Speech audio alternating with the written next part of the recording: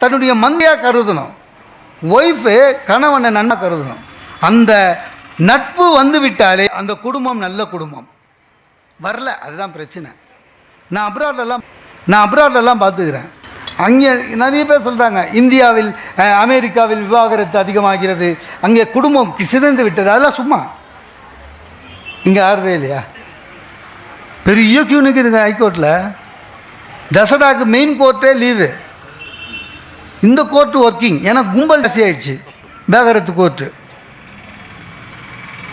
ஆனால் வெளிநாட்டில் கணவன் மனைவியாக இருக்கிற வரையும் நண்பர்களாக இருக்காங்க சார். அங்கே பாருங்கள், ஹஸ்பண்டு தான் பாத்திரம் தொலைக்கிறான். நான் பார்த்துக்கிறேன் எல்லா வீட்லேயும். இந்த அமெரிக்காவில் போயிட்டு செட்டில் ஆகிட்டு இங்கே வந்து நம்மக்கிட்ட பெருசாக அலட்டுவாங்க தெரியுமா? நான் America return, green card holder, citizen of American.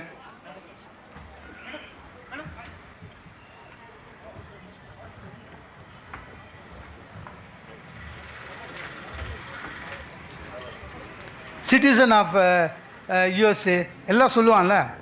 எல்லாரும் பாருங்க பாத்திரம் தொலைக்கிறான் சார். பாத்திரம் தொலைக்கிறான், சிரிச்சுக்கினே தொலைக்கிறான்.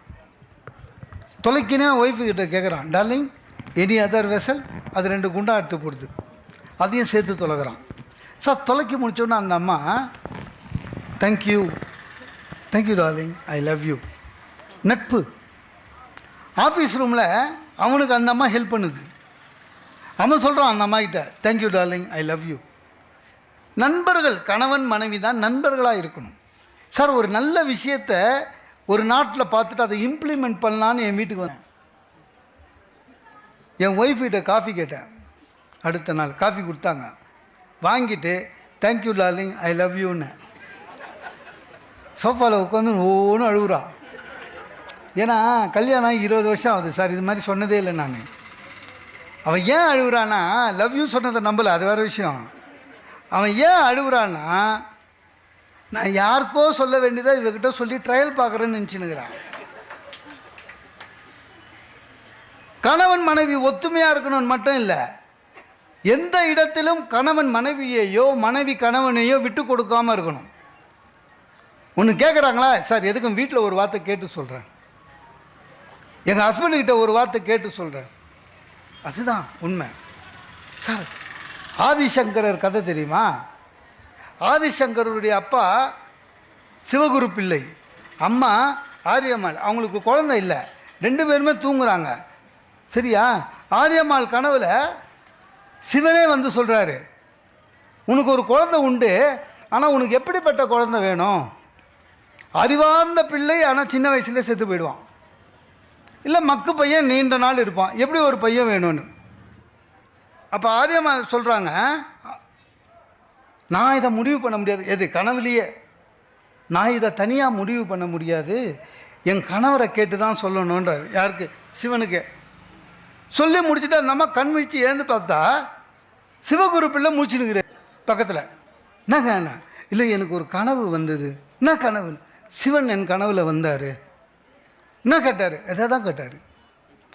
புத்திசாலியாக அறிவார்ந்த பிள்ளை, குறைஞ்ச வயசு வேணுமா, இல்லை மக்க பிள்ளையா ரொம்ப நாள்? ஒன்று ஆரியமும், நீங்கள் என்ன சொன்னீங்க? அது எப்படி நானே முடிவு பண்ணுவேன்?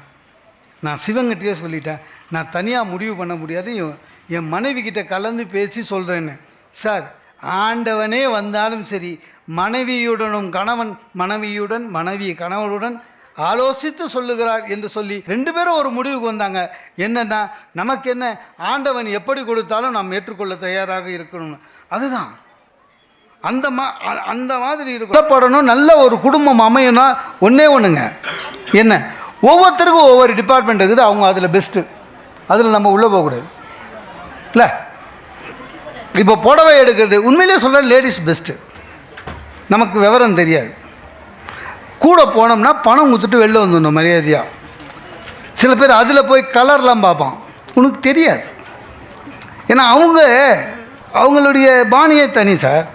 அந்த புடவை எடுத்து போடுறாரு, அவரும் நம்ம லேடிஸும் பேசுறது பார்த்தீங்கன்னா தமாஷா இருக்கும். ரொம்ப தமாஷாக இருக்கும். நம்ம என்ன பார்ப்போம், பட்டு புடவையில் 2 இது பில்லு மட்டும்தான் பார்ப்போம் எவ்வளோ வேலைன்னு.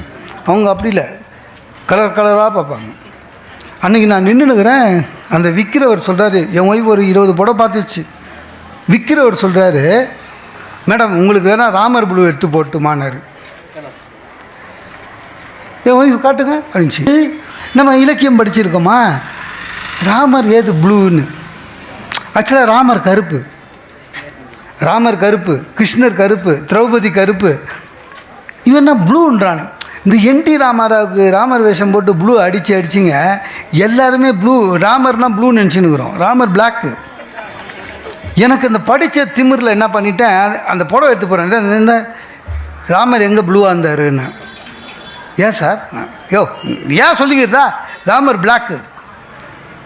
என் ஒய்ஃப் அவன் எதிர்க்க சொல்லுது, சும்மா இருங்க, தெரியாமலையா சொல்லுவாங்க, உங்களுக்கு தெரியாது கம்மன் இருங்க. எனக்கு நான் உடனே இன்னும் ஆயிடுச்சு, கம்மன் சொல்லியிருக்காரு, மெய்யோன் வழி தன்மையை நீங்கள் விரிஜோ. அதுக்கு அவன் சொன்னான், சார்